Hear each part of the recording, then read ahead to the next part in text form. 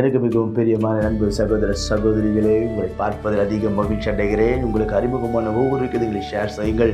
உங்களை பலப்படுத்துகிற அதே கர்த்தர் அவர்களையும் தொடுவார், பலப்படுத்துவார், வாழ வைப்பார். கர்த்தர் இந்த நாளை நமக்கு ஆசீர்வாதமாக்கி தரும்படிக்கு கர்த்தர் நமக்கு கொடுத்திருக்கிற வார்த்தை என்ன என்று பார்ப்போம். அது 1 சாமுவேல் 28:22 சொல்லுகிறது, நீ வழி நடந்து போகத்தக்க பலன் உனக்குள் இருக்கும்.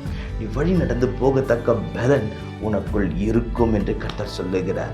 உன் வாழ்க்கையின் பிரயாணங்களில் சில நேரங்களில் நமக்கு கரடுமுரடான பாதைகள் வரும், சில நேரம் முட்கள் நிறைந்த பாதைகள் வரும், சில நேரங்களில் தவறி கீழே விழக்கூடிய பாதைகள் வரலாம், சில நேரத்தில் தண்ணீர்களை கடக்கக்கூடிய சூழ்நிலைகள் வரலாம், சில நேரத்தில் அக்னியை தாண்ட வேண்டிய சூழ்நிலைகள் வரலாம். எதுவாக இருந்தாலும், எந்த மனுஷனாக இருந்தாலும் ஏதோ ஒரு பெரிய சேலஞ்சை லைஃப்பில் சந்திக்க வேண்டியது மிக அவசியமாக இருக்கிறது.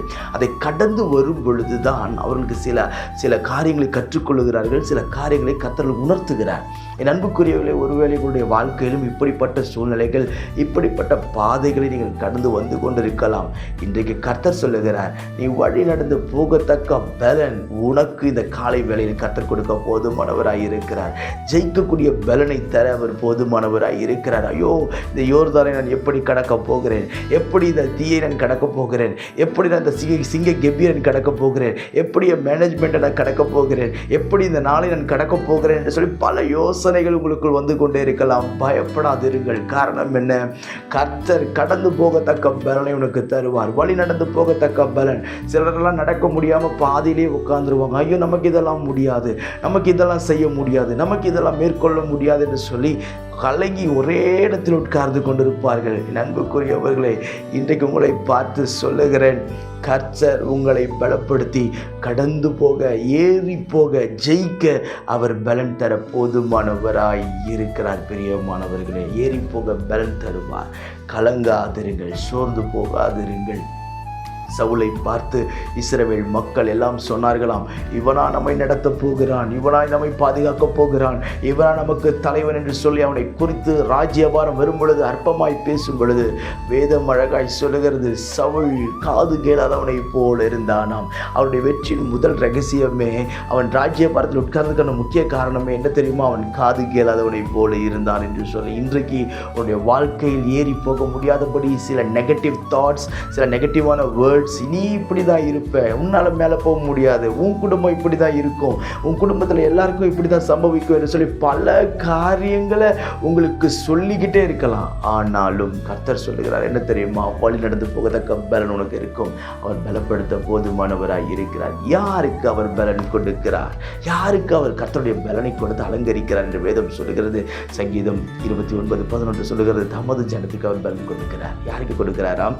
தமது ஜனத்திற்கு. நாம் அவருக்கு சொந்தமாய் மாற வேண்டும். நாம் அவருக்கு பிரியமாய் மாறும் பொழுது, அவருடைய வழிகளில் நாம் நடக்கும் பொழுது, அவரை சொந்த இரட்சகராய் ஏற்றுக்கொள்ளும் பொழுது அவர் பலன் கொடுத்து நம்மை நடத்தவர் போதுமானவராய் இருக்கிறார். நான் உங்களுக்கு ஜெபிக்கிறேன். பரலோக பிதாவே, இந்த வார்த்தையெல்லாம் கேட்கிற என் அன்பு சகோதர சகோதரி ஒவ்வொருவருக்கு நான் ஜெபிக்கிறேன்.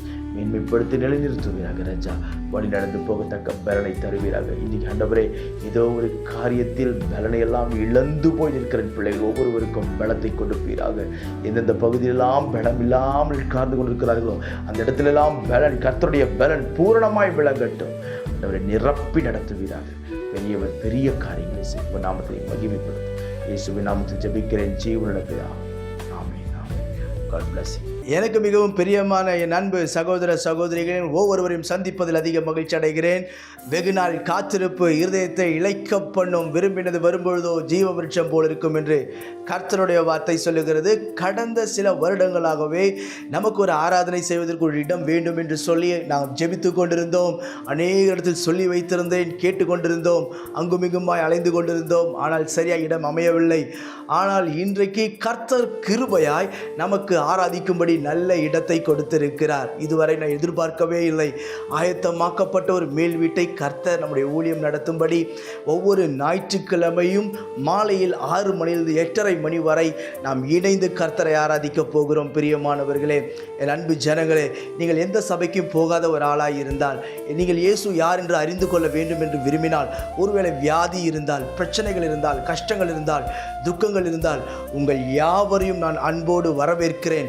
உங்கள் ஒவ்வொருவருக்காகவும் ஜெபிக்க நான் காத்திருக்கிறேன். பிரியமானவர்களே, நம்முடைய இந்த யூடியூப் செய்தி மூலமாய் கர்த்தர் அநேக இருதயங்களை அசைத்து கொண்டிருக்கிறார்.